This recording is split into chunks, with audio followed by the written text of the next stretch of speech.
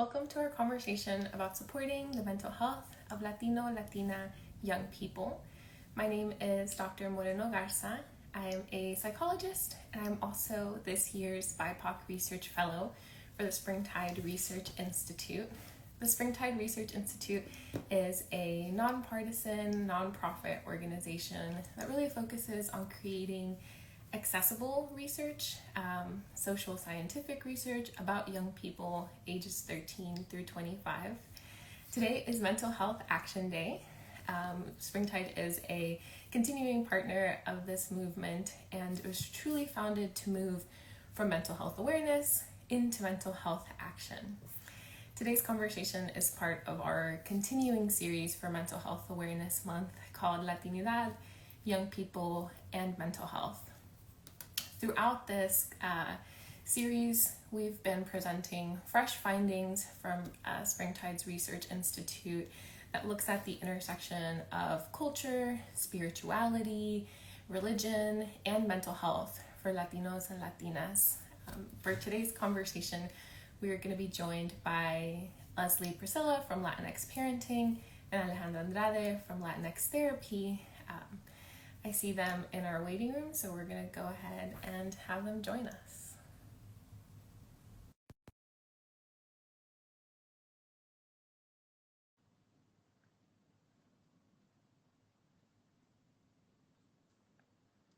As they go ahead and join us. Here we go. Hi, y'all. Hi. It's so nice to see the two of you. Likewise, it's nice to see you. Thanks for having us.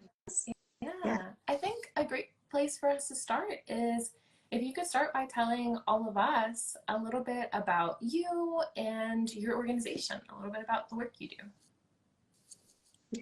Adelante, Adriana. Gracias. I'm here.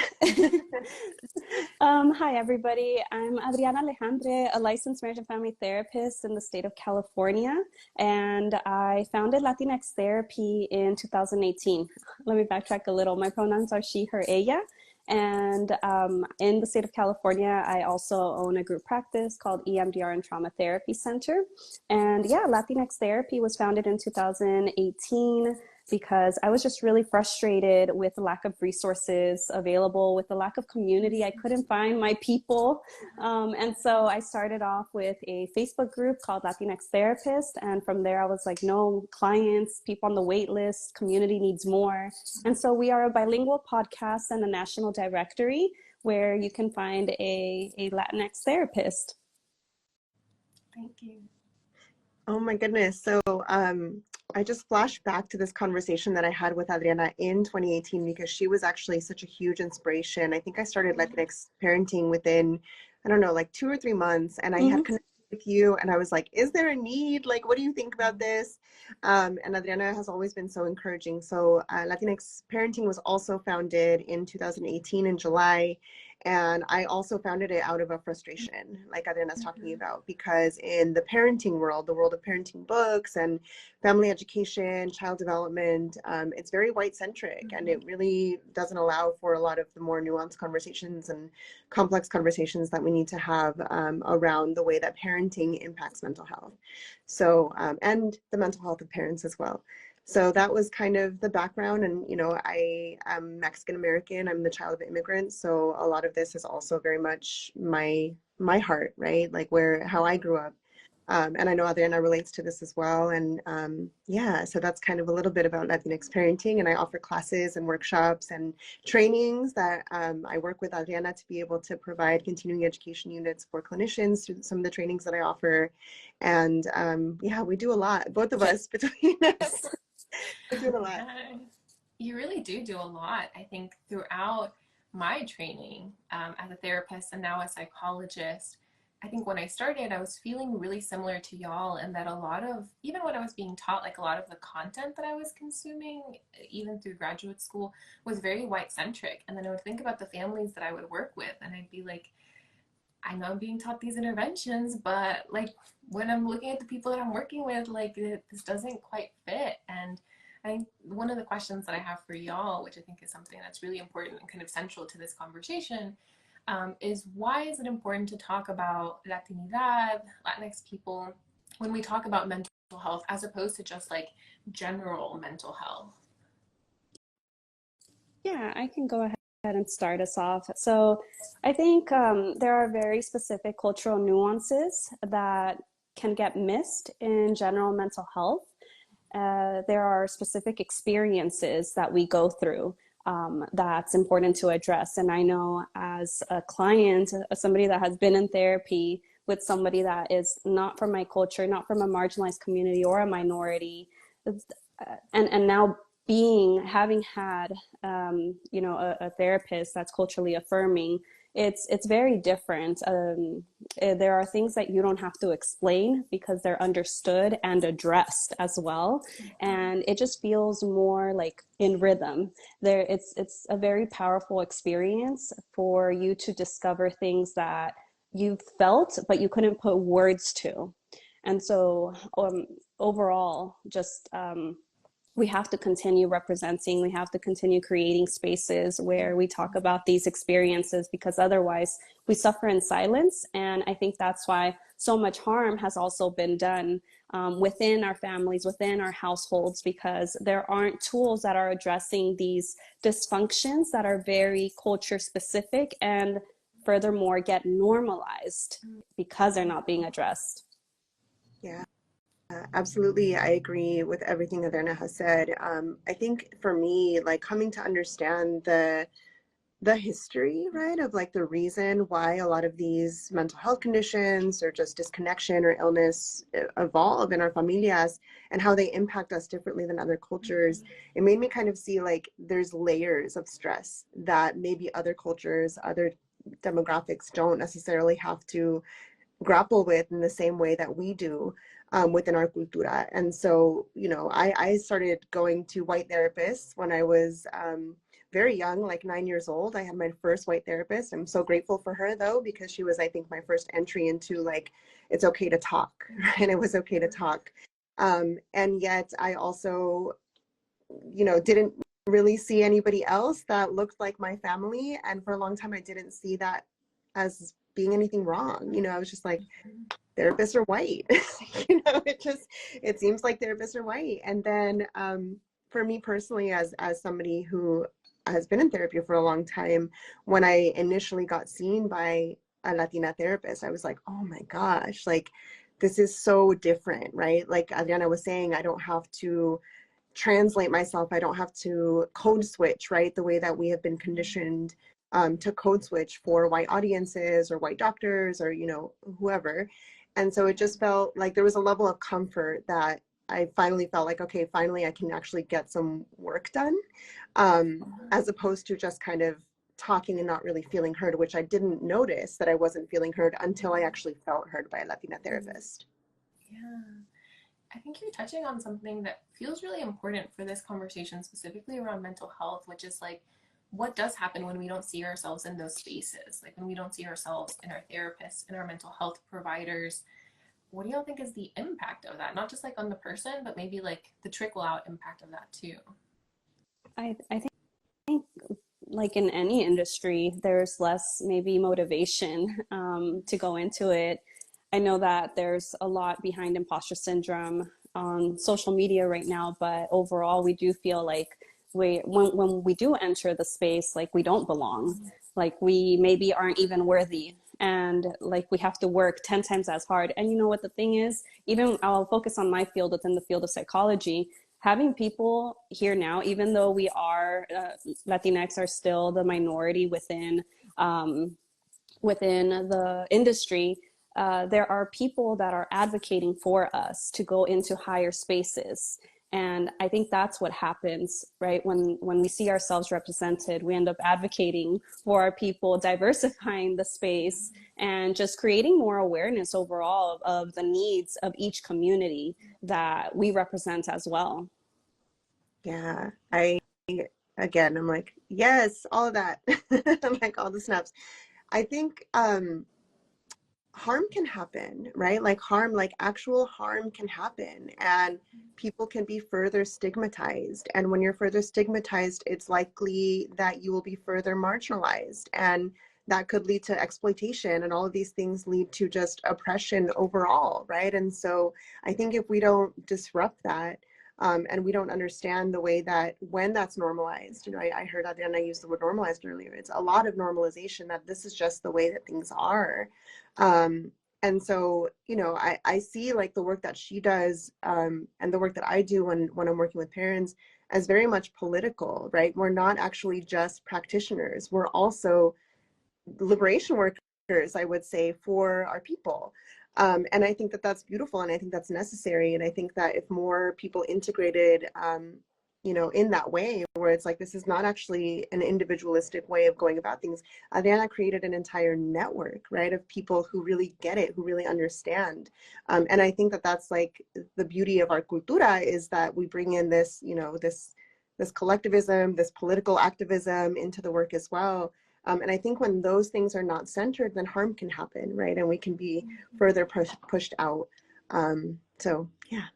Yeah, I think that's one of the pieces that you touched on, like the impact of our culture as we move through the world. That's one of the things that for a long time my research has really focused on, was looking at like how culture impacts behavior. I think more specifically, like for a long time I really looked at Marianismo, so like our culture, like this idea of how women should show up in a space that's like really rooted in Catholicism, and finding that so many of the people that were, participating, so many of the Latinas that were participating in this research were not doing things that centered themselves because it felt selfish, right? Like, because one of the big like tenets of Marianismo is like self-sacrifice, and you do for others, and that's what takes priority, and how difficult it was for them to kind of make space for themselves in whatever way that looked like. I'm curious for y'all, like, how you see like spirituality, culture, religiosity impact mental health in Latino communities. So I see everything on a spectrum where there are healthy sides to it and unhealthy sides to it and things in between. And so I think with religion and spirituality, as a therapist and also as someone from the culture, many of us have experienced where religion is kind of taught to us as the only option to heal, as the only option. And if it's not, then you're shamed for it. There's a lot of guilt that gets associated with it, because now there's a disconnect. You have to, but you can't connect to that solution, right? And so I think when our families influence that guilt and that shame, it just becomes very difficult. And like Leslie mentioned, that word harm, it becomes now harm and even trauma. And there's a lot of trauma also that happens in these systems as well, because religion is also another form of system. And on the other side of it, though, I do believe that it is everybody's choice to determine if it's an option for them or not. It could be, something that is useful when it comes to their own mental health, but I don't believe that it should be something that someone should be pinpointed. You only have to do this. When it's seen as a choice, where this is an option and you can talk to somebody else, a mental health professional that is trained, then I think that there is more healing that can be achieved. There's more processing that can be gained from that. And so that's how I see, religion and spirituality when it comes to any topic: Marianismo, machismo, everything. Yeah, I agree. I think, one of the things that I talk a lot about, like chancla culture, and in my work, I bring in religion as kind of being one of the roots of, this kind of very rigid way of controlling our children, and making sure that they don't grow up to be sinners, and making sure that they don't go to hell. And like, I was that child, right? I was raised in the Catholic Church. I went to Catholic school from kindergarten through 12th grade. And so I was able to kind of see inside this world of like religion as like the center focus. I think, like Adriana says, this is a spectrum, because a lot of the things that I learned by being Catholic are things like unconditional love, right? The lessons of Jesus, like these things that are really beautiful actually. And yet, on the other end, there's a lot of fear. There's a lot of trepidation with how to move, how to be. And so I believe in spirituality as a protective factor. I believe in it as a strength that we have as a culture that we can tap into. I don't necessarily believe in dogma, as Adriana's, kind of alluding to as well. Like there's not just one way of going about things. And I think that I get really excited when I know that the community is becoming more and more ready to kind of move into this conversation about, how religion can cause harm, and have it be a choice, like Adriana was saying. And just, we can't use it as a way to control anymore, right? It really has to be out of our own autonomy, out of our own sovereignty. And that's a spiritual component that I think is really valuable. Yeah, Leslie, Adriana, can you both speak to that? Because you both touched on it, on how like it is a spectrum, right? And there's pieces of our identities, like our cultura, that can be healing. Can you share what some of that is that you've heard, like because you've both done so much work with so many people, kind of across the spectrum of like identities and positions. Can you speak to some of those pieces that you've heard that have felt like really healing about for other people about our culture, or even for yourselves?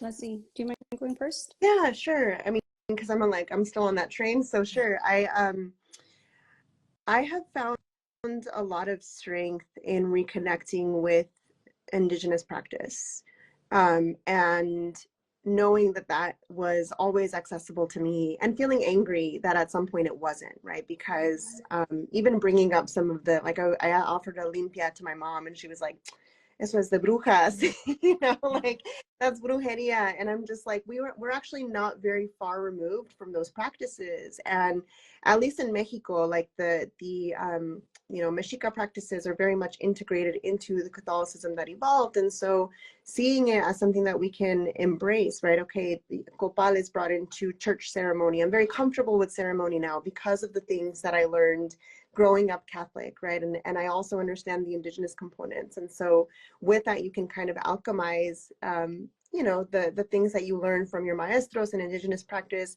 and then also the things that at least I grew up with in Catholicism. And one of these is like the rosary, right? So I remember my tita always holding a rosary and always just, and then as I grew, I was like, oh, she's just meditating. Like this is a form of meditation, what another culture might call meditation. You have Buddhist monks, with their beads as well. And so these things are universal, right? Our access points to the divine, I guess, are universal. And I think that when you can see religion as a possibility for accessing that spirituality or that connection to one another and the earth and the entire universe, like that's very reassuring. And also, again, we can't dogmatize that, right? Like you can't dogmatize. Is that a word? Dogmatize? It is now. You can't dogmatize God, I guess, right? Like you can't bottle it in that way, or at least I'm not comfortable doing so. But yeah, I mean, it's those little things. Having an altar, again, there is an altar in a church, right? There is an altar in my bedroom that has all kinds of different things. And so a lot of things have been integrated over time. And I find that really beautiful. I'm going to go in a more like clinical type of direction. Thank you. No, thank you. In terms of like my practice, we have identity questions, stigma type of questions in the assessment. So before clients are seen. And I think a lot of people that are going to therapy for the first time end up putting NA or unsure. That's why I'm here. Like, I think when people are ready for therapy, they're in some ways also ready to find new identities. Identity is at the core of our mental health too. And within many marginalized communities, and collectivistic communities, we are taught to prioritize the needs of other people, as we've kind of talked about earlier today.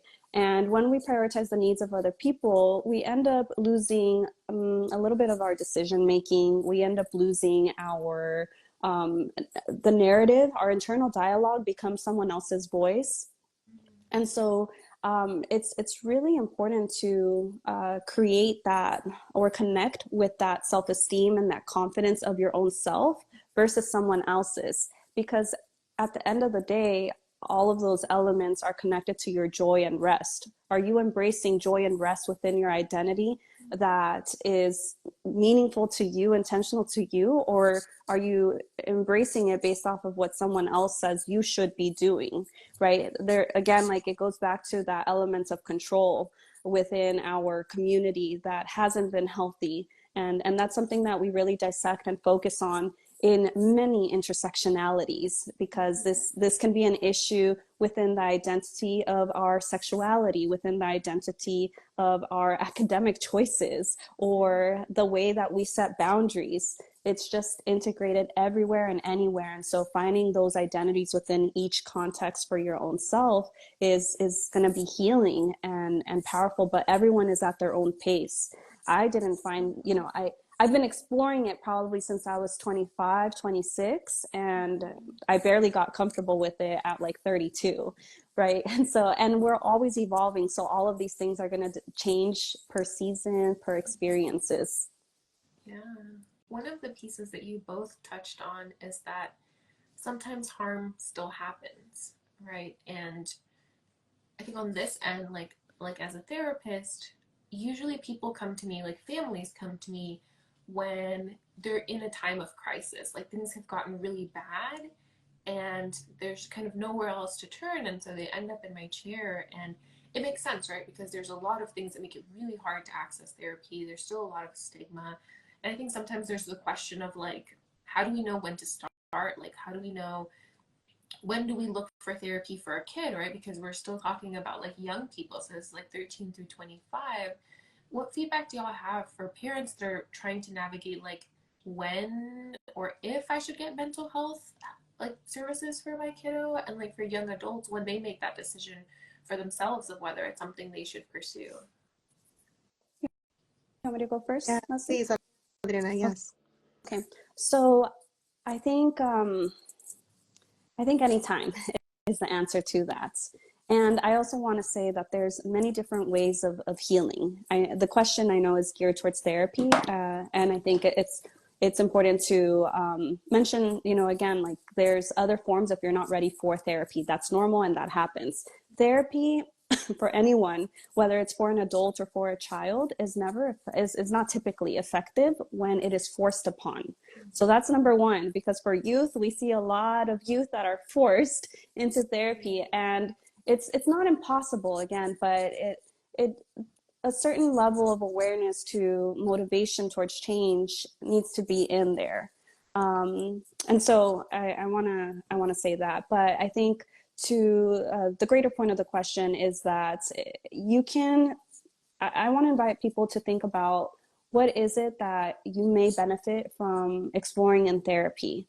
It could be a very historical thing. It could be a very recent thing, a very small thing. It can actually be something in regards to building skills. Do you have assertive communication? Do you know how to set boundaries? Do you know how to connect and relax your body?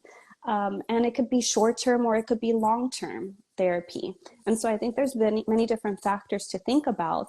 And it doesn't have to be just for rock bottom moments. Therapy is preventative. When you learn these skills, you're able to address and prepare for problems a little bit better, because our brain is like a muscle, right? Where the more that we practice something, the more that the neurons are created, and the more that we're able to address the situations that we practice in our minds and in behaviorally in action better. We're able to have somatic awareness as well. And so overall, it's preventative, and for children and adults, start when you're ready. But I think the sooner the better, because it is a form of also destigmatizing it within our families. It's a form of breaking cycles. I want to add to that because it reminded me of this little anecdote I'll share. My partner and I were in Missouri last June, and I was teaching the Ending Chancla Culture class, and there was one therapist in the group, and she had just learned that we were coming, and so she was there. Most of them were just Spanish-speaking moms. It was a Spanish-speaking workshop, and it was maybe like, there were some dads in there too, but maybe like 35 people. And at the end of the session, I talk about how important it is to start taking the steps towards healing, right? And one option being therapy, one option just being, additional parenting support in that way. But I almost serve as like a funnel into people like Adriana, where I'm like, hey, you think you want to fix your kid? Actually, to be the ones to practice, right? We have to be the ones. And so I see the parenting conversation as a little bit of a Trojan horse into the mental health conversation, because a lot of times we have this control dynamic already, which is what leads to a lot of the issues, right? Where we're not able to accept our children for who they are, and we're not able to have conversations. And so when you kind of start talking about, okay, what are the issues, right? What are we struggling with as parents specifically? Then the connections start becoming clear, that and lead them to recognize that they need the support themselves. That, I think, models it for the children, right? I think I've been very fortunate that I don't think I've ever held anything against mental health care. I think from the time I was young, I was like, yeah, this is I wish, my mom and all my tios and tias everybody.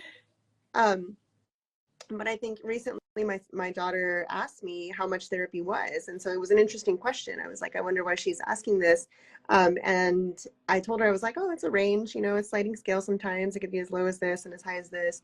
And then I was like, oh, interesting. And I was like, why are you considering maybe, she's 12. So I was like, are you considering maybe starting therapy? Like, would you like me to help you look into that? And she was like, yeah, I think so. So her dad and I got separated a couple of years ago, right? So I'm like, okay, this is great. Like, this is a really great time to get that support for her. So again, I think, number one, parenting conversations are a really great entry point. Asking parents, what were those experiences like for you? Because a lot of times we grow up thinking, again, that word normalization, right? That these things have been normalized. Oh, I was abused. It was totally cool though. Like I turned out fine is what we hear, right? And then we dive in a little bit deeper and we actually realize that we didn't turn out as fine as we thought, and that we have a lot more work to do. And so I think that for me, at least in my work, has been, I hate to say it's a Trojan horse because it makes me feel sneaky, but really it is like, that's the conversation that leads to that therapist in Missouri getting flocked at the end. Right? People are like, can I have your card? Can I have your card? So I'm like, all therapists should like just stand at the doors of the workshop. Booked, you'll be fully booked, because yeah, there's a lot of work to do, but I think our community is ready for it. Mm-hmm. Yeah, that feels so accurate. I feel like more often than not, when families do end up in my chair, it tends to be like, fix my kid. Like, this is what's wrong with them. And it's not coming from a place of like, they're inherently broken, right? But it's coming from a place of like, I don't know what to do with what's going on. And one of the things that I'm hoping you two can like just touch on briefly, because I know it's not the focus of this, but sometimes there have been people that don't know where to start with healing when it's not therapy, right? We do have a very like individualistic, this is like capitalistic, this is what healing looks like, and to do that you need to be able to access this paid service for a lot of people, or like this service that can be expensive. Like, what are other ways that people can look to heal or to start some healing? How to find healing in their like daily lives, even if it's a small step to get started? Yeah, I love this question. Being able to learn about the signs and symptoms of depression, of anxiety, of grief, of trauma is very helpful. Maybe it's not for you directly for the signs and symptoms, maybe it is, but maybe being able to see what those signs are for our youth, for our friends, for anybody around us, it goes a long way, because then maybe if they're not receptive towards treatment, maybe you'll be the one that addresses them a little differently, because you're seeing these patterns, right? And so, I mean, that's one thing that we can do. We can always bring more awareness to our knowledge and our education. We don't have to go to school for this information. There's a lot of it online in both languages for these topics. And self-help material is very helpful in regards to podcasts. My podcast is in English and Spanish. I talk with, I interview other mental health professionals, and we talk about anxiety and how to cope, and depression and trauma in adults and in teens. And so there's many different topics in there that address the stigma that you can learn from as well. And other YouTube shows as well. Mine isn't the only one. There's a host of information, But I think educating ourselves in this topic helps to decrease the stigma, because one of the barriers is access to information. We don't know where to start, where to go. And so our pages are definitely a resource there. Yeah. Yeah. I want to just like appreciate, because Adriana talks about her work like very humbly and it's like very sweet, but it's really such a huge, huge need in the community, what she has created. So I just want to say like, that's my number one, like when anyone asks, where do I go? I'm like Latinx therapy, podcast, database. And so I just want to like celebrate that for a second and just give her flowers, because it was Mother's Day. So more flowers. Thank you. Uh, Thank you. anyway, but I also think that in addition to the resources, like recognizing that our community is actually very well resourced already with a lot of healing practice, right? And I don't think we always see it that way. Like the way that I feel having cafecito with my comadre often is the same feeling that I get from having my therapy session, right? It's just like, it fills me, it feels medicinal. I love this word medicina, right? Which I was taught by my maestros, Ricardo Galvan and Teresa Iniguez, who really just, help me understand like that anything can be medicinal, right? I take my daily, what were they calling it? Like the stupid mental health walk when you go out. you're you're really engaging with the elements and you're smelling the flowers and you're looking, and so all of those things are really healing, right? Grounding ourselves in that way is really healing. And so kind of like removing the elusiveness of the healing, because I think that's actually, I think Adriana alluded to this also, but the white mental health world kind of makes it seem inaccessible in many ways, right? And so a lot of times the approach is like, I want to empower, as opposed to, I want to kind of learn where the power already is in my community. I want to learn where the healing is already happening in my community. And then I want to bolster that. And I want to affirm, okay, you're doing this. This is really beautiful. Keep doing this, right? And so this is, again, in a parenting conversation, but and I think that this is Adriana's approach too, is just to celebrate, right? So we can say, okay, we still need a lot more work to do, but let's already celebrate. Let's celebrate the work that we've already done, the healing practices that we already have.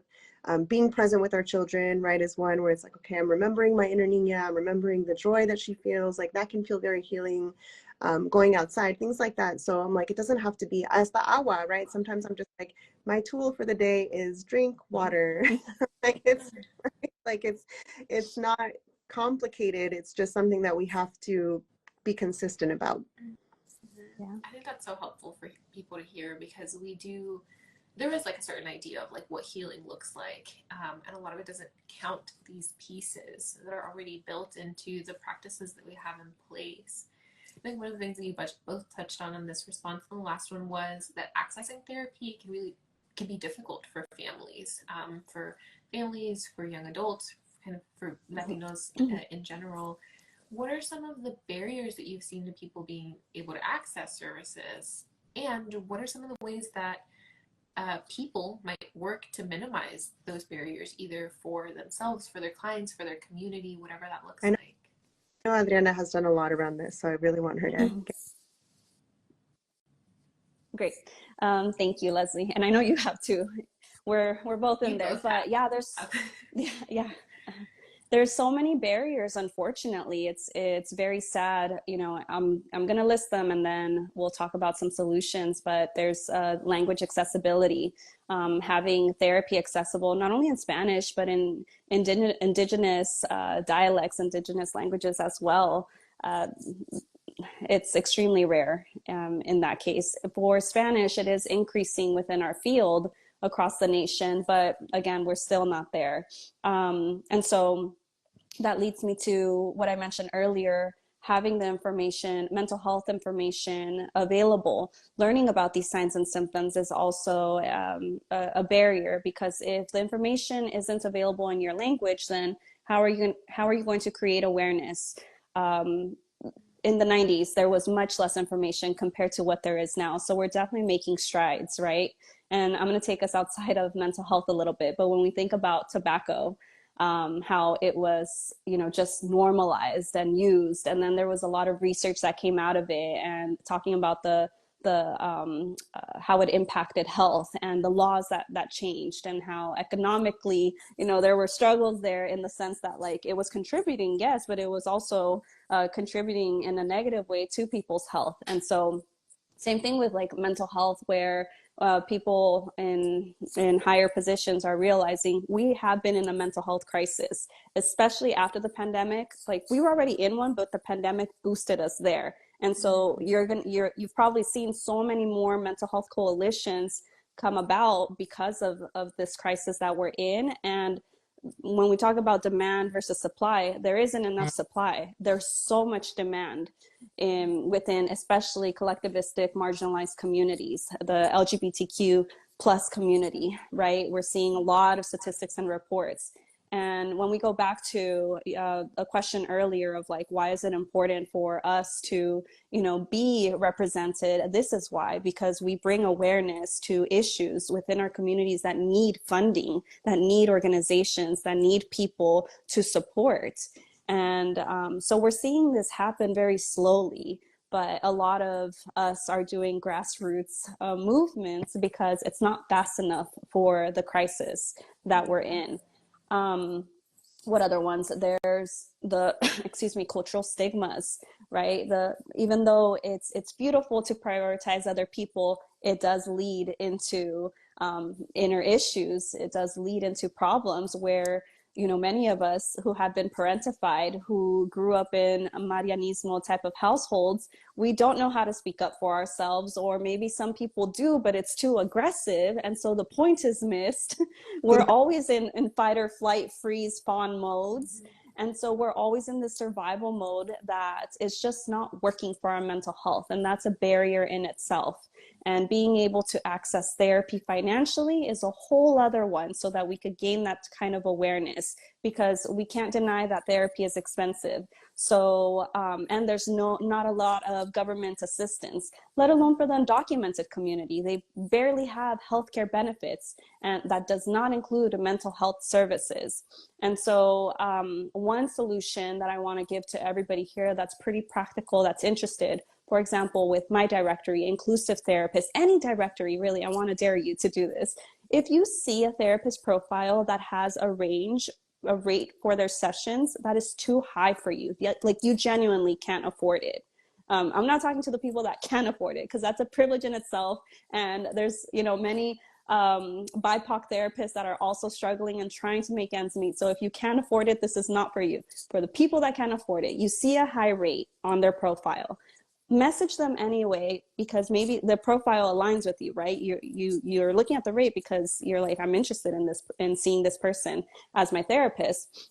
Let them know your circumstances, let them know what you can afford, and see if they're willing to work with you. And don't just message just one person, right? You're going to have to explore and message quite a few people. But I want you to give yourself that opportunity and see. And maybe if they're not available to see you, perhaps they can lead you to resources. And this is how we help one another ultimately. And if you ever need help, you can always reach out to me, not on Instagram, but via email. Yeah. This is making me miss my therapist. I haven't seen her in a few weeks. Like, Adriana knows who my therapist is, and I miss her. Anyway, I think about the youth, right? Like in this question, I always think about why are not more kiddos like seeing mental health counselors? Why is there not more demand in the schools for mental health support? And I think about myself as a Latina adolescent who was referred. I used to, trigger warning a little bit, I used to self-harm in high school. And so I was referred to a psychologist on campus. And because of the nature of what was happening, my mom had to be notified. And so that was terrifying because it actually didn't help. It got worse for me as a youth. And so there was no support for her as a mom, right? And so if there had been support for her as my parent, as a mother, if her needs had been met, if people on school campuses and other institutions could identify the need for additional mental health support and the need for emotional support, then maybe that would have gone differently, right? Maybe it would have gotten better for me, and maybe it would have gotten better for her. And so we don't necessarily, I do a lot of work around like stereotypes in the Latino community too. And so there is a stereotype that Latina mothers specifically are very authoritarian, and that they're, you know, and there's reason for this stereotype, obviously, but I think it just speaks to the ways that our needs have not been met for as long as they haven't been met, right? And so rather than to support the mothers, the fathers, the parents, we pathologize the children. We will often medicate the children. We will often say, oh, this is a behavioral thing, or like, oh, this is just a phase, or we'll kind of just dismiss the very real things that the youth are experiencing.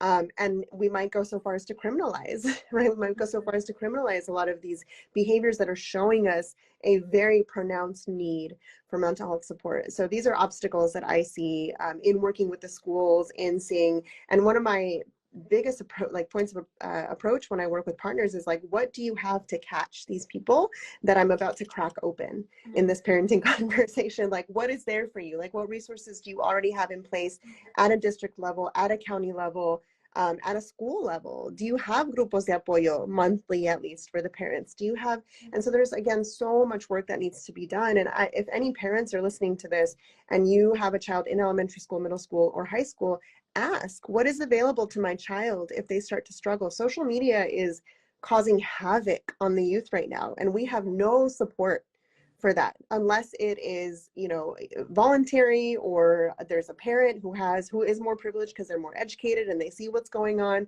But for my local community here in Santana, which is like 78% Spanish speaking Latino Mexican American, we have no idea, right? We have no idea.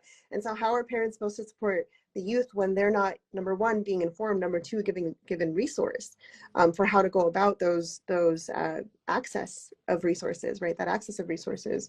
So it's a mess. Like it's honestly just a mess. And again, want to reiterate what Adriana was saying, is that we're seeing it happen, we're seeing change, but it's happening very, very slowly. And we have, you know, new influxes of refugees and people coming that we really need to. I was able to work with a recently migrated group of moms last year, and oh my gosh, like there was, you know, there's not the support that's needed yet. And so I'm so grateful again, you know, for the fact that so many of us are creating these movements, and we're joining together to kind of combat this this inequity. Yeah, there's so many layered pieces that it can feel really hard to start, or to like even know kind of where do we intervene. Like you move a piece and then the other things fall apart, right? And that can be really difficult. One of the things that I think we saw in our research, which is, you know, probably unsurprising, but Latinos and Latina young people are still experiencing the same levels of depression as their peers, still experiencing same levels of anxiety. They're just as likely to experience trauma as a lot of their peers, and they feel really comfortable talking about mental health with trusted adults in their lives. And sometimes becoming that trusted adult in the life of a young person is hard. Like a lot of young people, to your point, Leslie, shared that there was teachers that would see them every day and would see that like they're not turning in homework anymore, and they're not showing up to class, and they're not paying attention, but it would be penalized instead of like trying to figure out what's happening on the back end and how hard that was, because sometimes that's the only adult that has the capacity to pay attention to them for 8 hours in a day.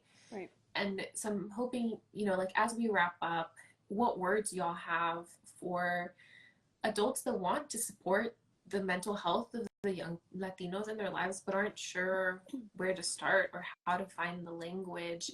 What can they walk away with from here? Whether those adults are like parents or faith leaders or teachers or anybody else that has a touch point with these young people.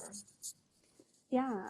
So I think normalizing mental health language, that includes feeling identification. A lot of people, adults, don't know feeling words. So when I say, I feel, fill in the blank, what would you put? And they're like, I don't know. Good. And so I think normalizing that kind of language is helpful and important long-term wise. In terms of what to ask, I think just if you're not asking this on a weekly at least basis, just asking anyone around you, especially the youth, um, how let's see, how is your mental health, or how are you coping with any stress, or how do you know what anxiety is? I actually used to have quizzes in the car when I was driving with my niece and nephews. Maybe they were like 7, 8, 9, and then I'd ask, okay, who knows what mental health is? Okay, who knows what are some coping tools for when you're angry? What about when you're sad? Does anyone know what depression is? And so I think it's, you know, having those conversations around these terms and not making them scary either, but just normalizing them is helpful for anyone of all ages. Yeah. I think two things really quickly with what Adriana said is that I used to teach a group of couples, and we would have to, it was just the I feel statements. Like it was one session, but I would always have to stretch it out to 2 sessions because it was really difficult sometimes because the couples would say, I feel like you're not helping me around the house as much. Wait a minute. Like that's, you know, and so yeah, there's a lot of practice with the feelings, vocabulary, sensations vocabulary as well, right? My chest is feeling tight, my stomach is hurting. If we can identify that our stomach is hurting, maybe that is anxiety, right? And so we can start to make these connections back to our body.